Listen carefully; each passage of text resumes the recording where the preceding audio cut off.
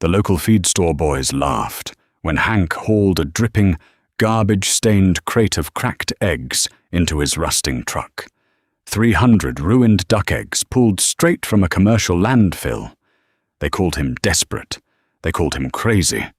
3 days later, the pile of trash started chirping. The dashboard clock in Hank's Ford read 5:14 a.m., but the heat was already rising off the cracked asphalt of County Road 9.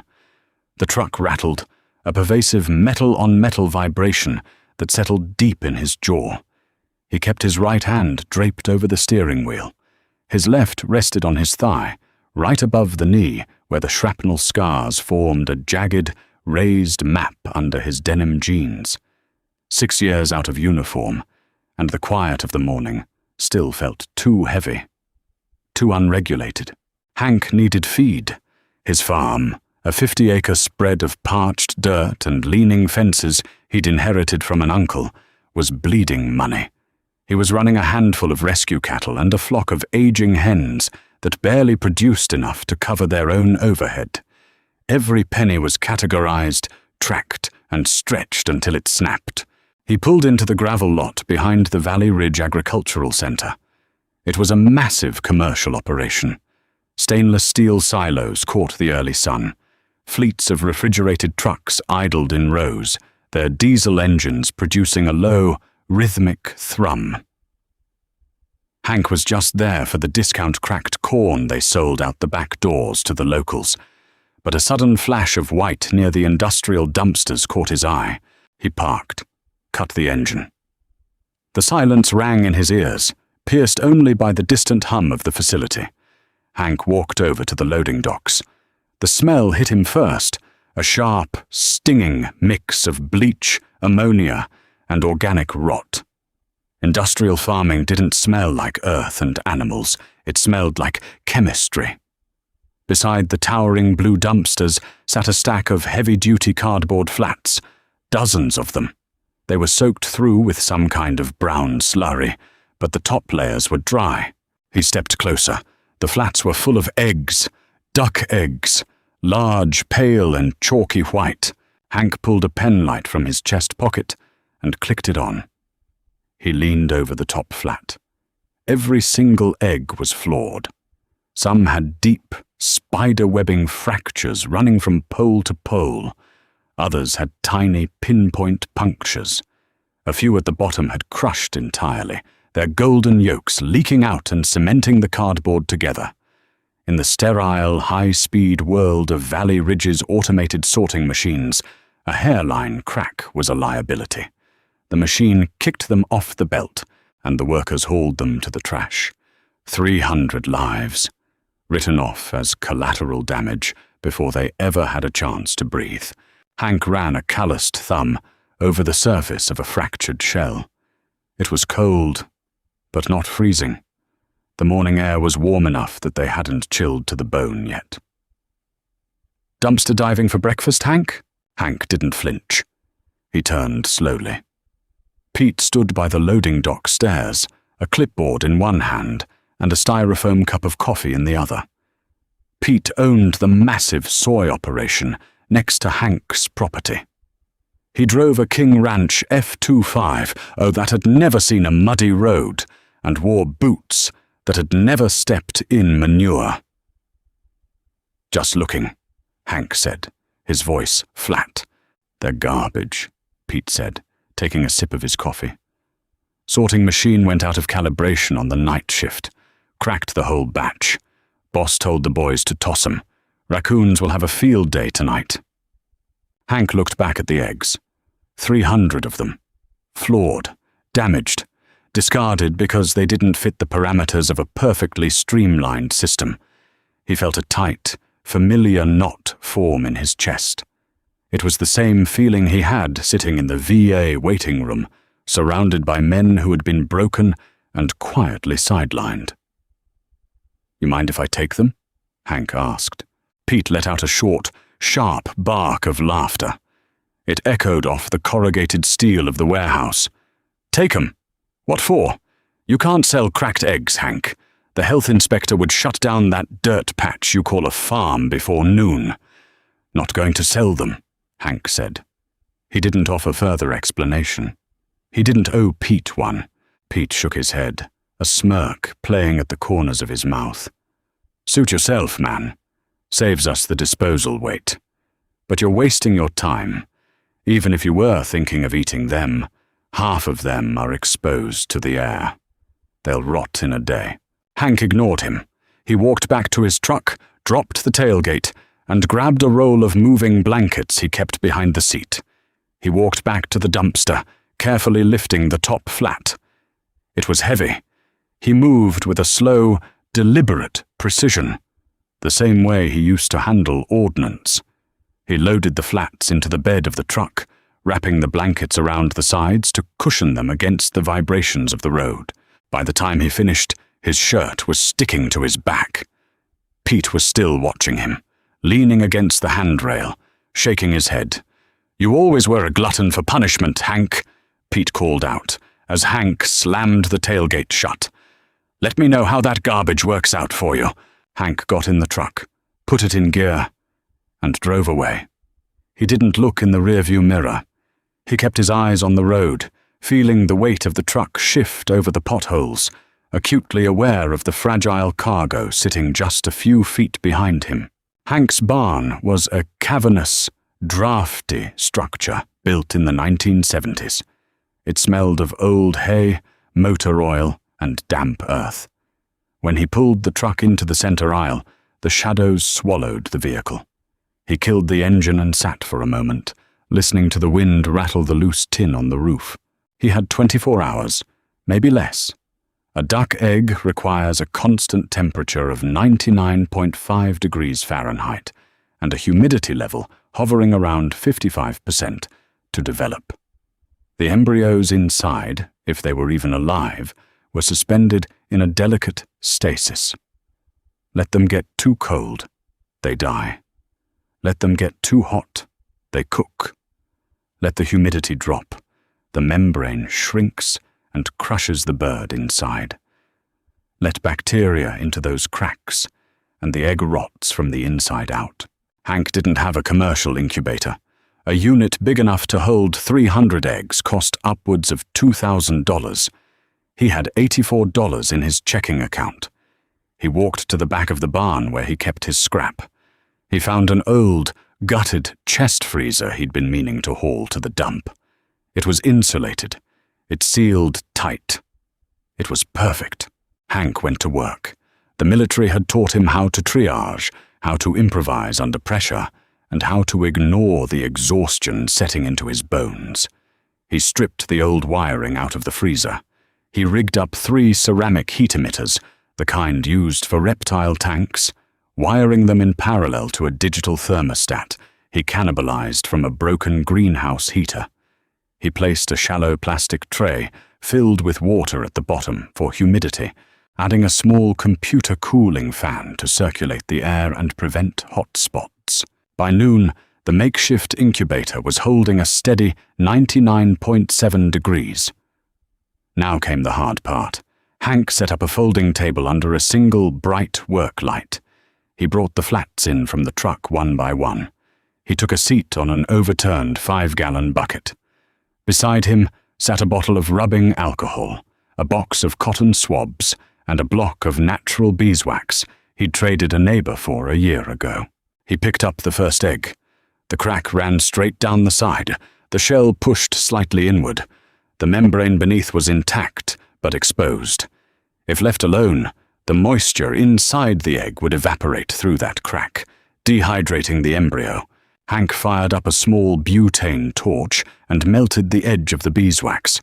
With a cotton swab, he gently dabbed alcohol around the crack to clean away the dumpster grime. Then, with surgical care, he dripped the melted wax over the fissure. The wax hardened instantly, sealing the breach. He set the egg in the incubator. 1 down. 299 to go. For 12 hours, Hank didn't leave the barn. The sun went down, the temperature dropped. His bad knee throbbed with a dull, rhythmic ache, sending sharp spikes of pain up his hip every time he shifted his weight. He ignored it. He fell into a rhythm. Inspect, clean, seal, place. He had to cull 40 eggs. They were too far gone, crushed flat, leaking yolk, or already smelling of sulfur. He tossed them into a slop bucket with a heavy heart. But 260 eggs made it into the freezer. 260 wax-scarred, battered, imperfect spheres. Then the waiting began. For the first week, nothing happened. Hank adhered to a rigid schedule. Duck eggs need to be turned 3 times a day to prevent the embryo from sticking to the membrane. Every 8 hours, he opened the freezer lid, losing precious heat, and quickly rotated each egg by hand. Morning, afternoon, and the dead of night. Word got around town. In a place this small, secrets died fast. When Hank went to the diner on Tuesday for a cup of coffee, the waitress gave him a pitying look. 2 booths down, Miller, the feed store owner, was holding court. "I'm telling you, the boy lost his mind over there in the sand," Miller was saying loudly, not bothering to lower his voice. "He's out in his barn right now, playing nurse to a pile of rotten grocery store rejects. Pete saw him pulling them out of the trash." Laughter rumbled through the diner. Hank kept his eyes on his coffee. He drank it black, left $1 on the table and walked out. He didn't feel anger. He just felt tired. By day 10, he candled them. He took his penlight into the dark barn, pressing the beam against the shell of a wax-covered egg. He held his breath.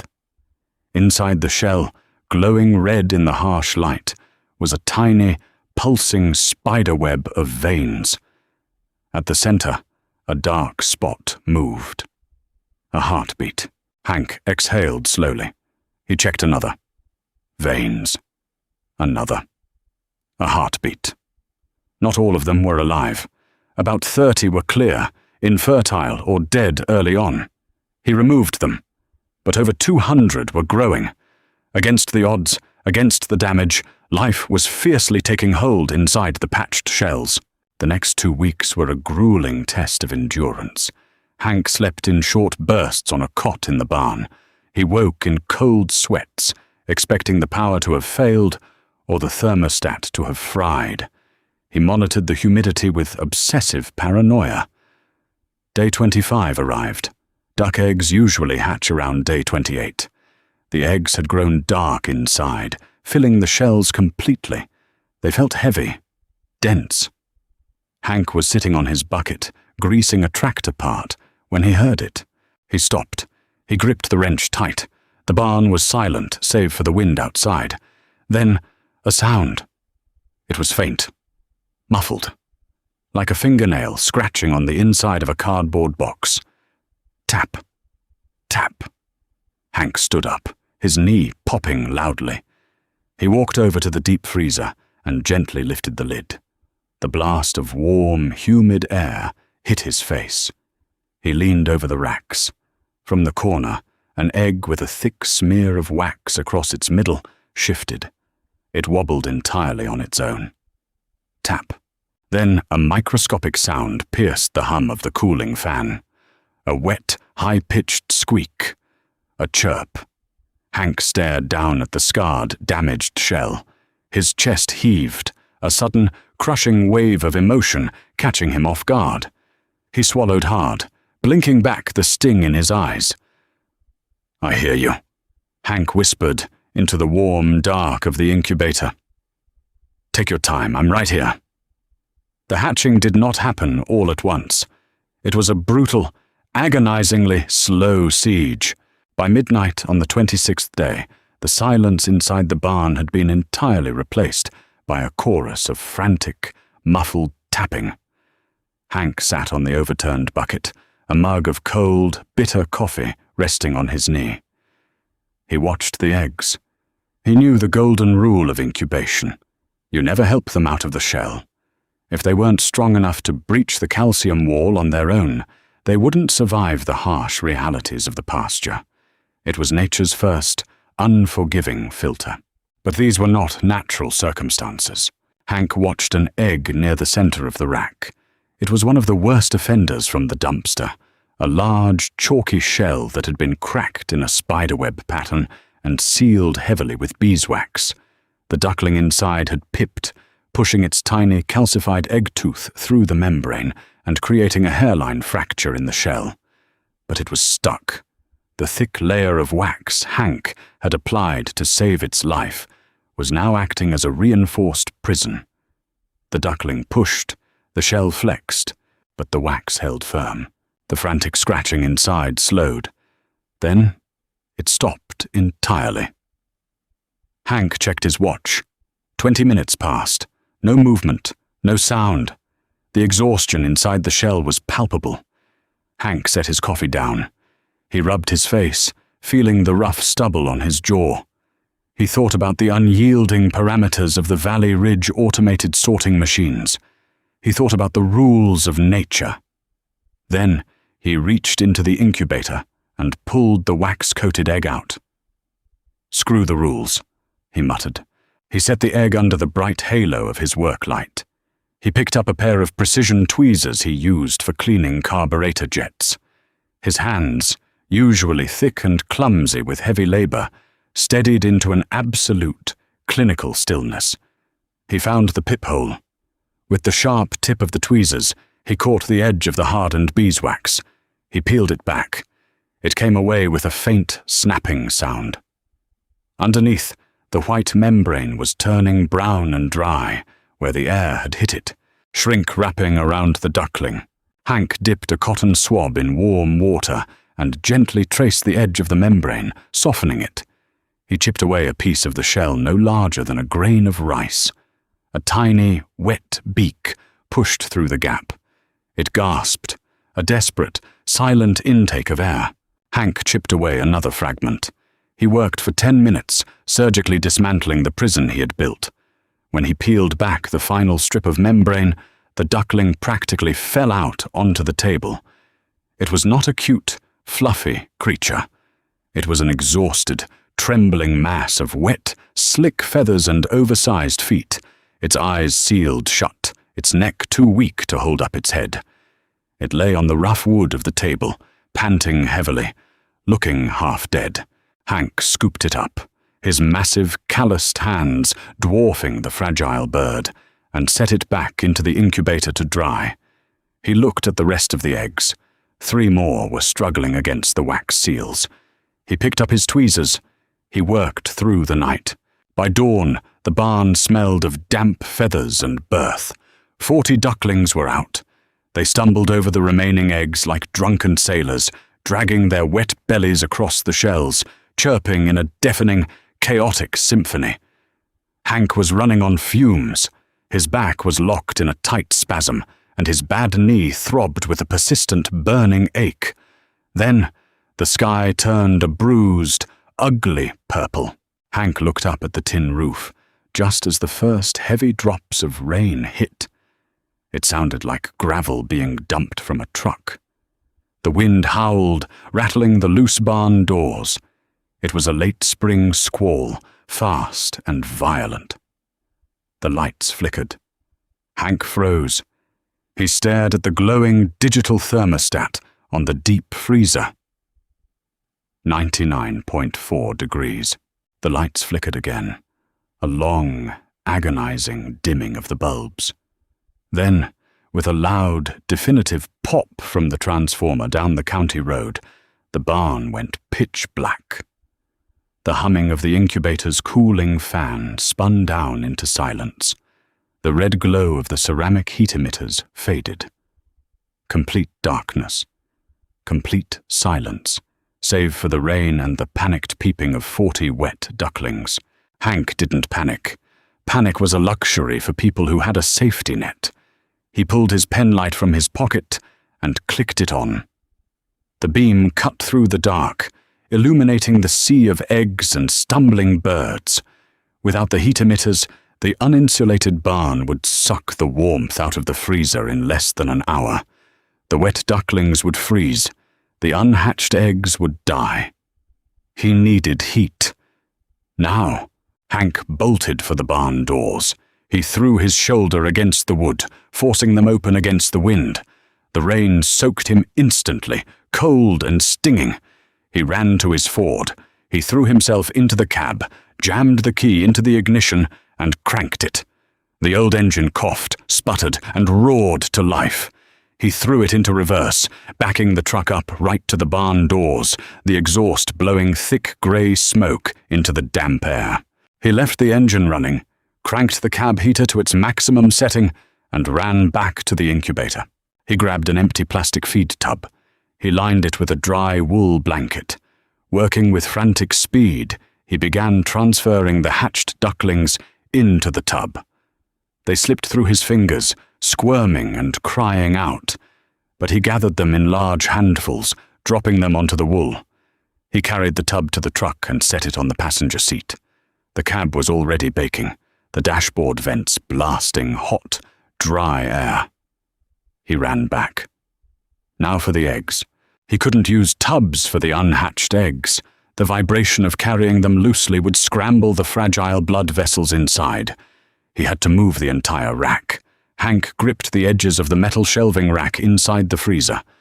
It was heavy, laden with over 150 eggs. He braced his boots against the dirt floor. He took a breath, ignored the screaming pain in his knee, and lifted. The rack cleared the freezer lip. Hank walked backward, his steps slow and agonizingly deliberate, 1 inch at a time. The eggs rolled slightly, clicking against each other. "Hold on," he grunted, sweat stinging his eyes despite the chill of the barn. "Just hold on." He reached the truck. He wedged the heavy metal rack onto the floorboards, sliding it partially under the dashboard to catch the direct blast of the heater. He climbed into the driver's seat and slammed the door shut. The noise inside the cab was unbelievable. 40 ducklings screaming, the roar of the heater, the drumming of the rain on the steel roof. The smell of wet wool, birth, and old truck leather was overwhelming.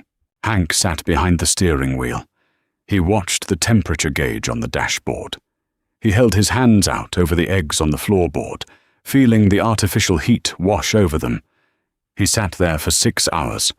The storm raged outside. The windows fogged up completely, enclosing them in a hot, humid, chaotic bubble. Every time a new egg pipped, cracking open right there on the muddy floor mats of his truck, Hank simply leaned down, peeled away the wax, and welcomed another piece of garbage into the world. The storm broke late in the afternoon, leaving behind a sky the color of wet slate and a heavy, humid stillness. The power company finally managed to clear the downed pine tree from the line on County Road 9. When the barn lights buzzed back to life, Hank didn't cheer. He simply turned off the truck engine, rolled down the window to let the stifling heat escape, and rested his forehead against the steering wheel. He was entirely spent. His muscles twitched with fatigue. The cab of the Ford was a disaster zone. There were broken, chalky eggshells everywhere, ground into the floor mats, wedged in the seat creases, piled under the brake pedal. But amongst the debris was a carpet of moving, vibrating yellow and brown. 212 ducklings. They were dry now. The ugly, slick creatures that had emerged from the shells had transformed into spheres of impossibly soft down. They climbed over each other, explored the gear shift, and pecked at the dust on the radio dial. The collective noise they made was a constant, deafening chatter. Hank slowly lifted his head.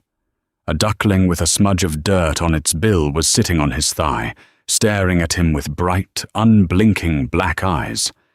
Hank reached down with a grimy, calloused finger and stroked the top of its head. The duckling leaned into the touch, closing its eyes. "All right," Hank whispered, his voice cracking.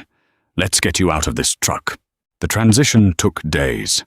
Hank converted a massive cattle stall in the barn into a sprawling brooder. He hauled in fresh pine shavings, set up long rows of galvanized waterers, and strung up a perimeter of red heat lamps.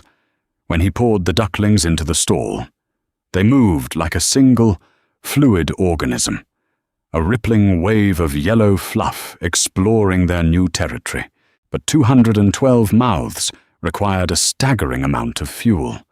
They ate with a vicious, unending hunger. Hank burned through his remaining $84 in 3 days. On Thursday morning, Hank drove into town.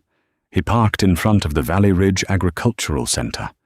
The same stainless steel silos gleamed in the sun. The same fleets of trucks idled in the lot. Hank walked into the retail lobby. It was air-conditioned and smelled of fresh fertilizer and leather halters. Miller, the feed store owner, was leaning against the counter, talking to Pete. Pete had a clipboard under his arm and a pristine baseball cap pulled low over his eyes. They both stopped talking when Hank walked in. Hank looked rough. He hadn't shaved in a week. His clothes were stained with mud and dried egg yolk. There were dark, heavy bags under his eyes. "Well, look who emerged from the swamp," Pete said, a mocking grin spreading across his face. "How's the garbage collection going, Hank? You managed to salvage a breakfast out of that dumpster?" Hank ignored him. He walked straight to the counter. He looked at Miller. "I need 10 50-pound bags of unmedicated waterfowl starter," Hank said. His voice was quiet, lacking its usual defensive edge. Miller raised an eyebrow.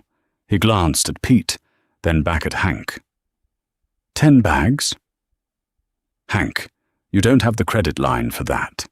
And frankly, what do you need 500 pounds of starter feed for? You feeding the raccoons now? Hank didn't argue. He didn't raise his voice. He reached into the deep front pocket of his canvas coat. He pulled out his hand and set it on the glass counter. Sitting in his palm were 3 perfectly healthy, loudly chirping ducklings. They hopped off his hand onto the glass, immediately beginning to nibble at a spilled pile of sunflower seeds. The silence in the store was absolute. Pete stared at the birds, his jaw slightly slack. The mocking grin vanished, replaced by a look of profound confusion. He looked from the ducks to Hank, trying to process the impossibility of what he was seeing. "They hatched," Pete said, his voice barely a whisper. "From the discard pile?" 212 of them, Hank said, his eyes locking onto Pete's. There was no triumph in his gaze, just a hard, unyielding truth. "You threw away a flock. I picked them up." He turned back to Miller. "I have an old, restored John Deere bush hog sitting by my barn. Cleaned, greased, new blades. It's worth $800 on a bad day. I'll trade you straight up for 20 bags of feed. 10 today, 10 next month." Miller stared at the ducklings pecking at the glass. He swallowed hard. The smugness had entirely drained from his posture. He looked at Hank, really looked at him, saw the exhaustion, the dirt, the relentless determination of a man who refused to let broken things die.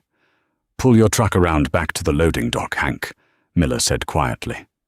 "Keep your bush hog. Put the feed on my tab." Hank nodded once.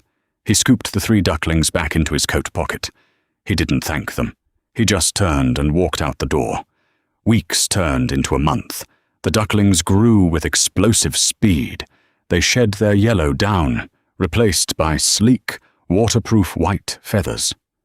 The brooder in the barn became too small, too loud, and entirely too chaotic. It was time. It was a crisp Tuesday morning. The air was cool, the sky a brilliant, cloudless blue.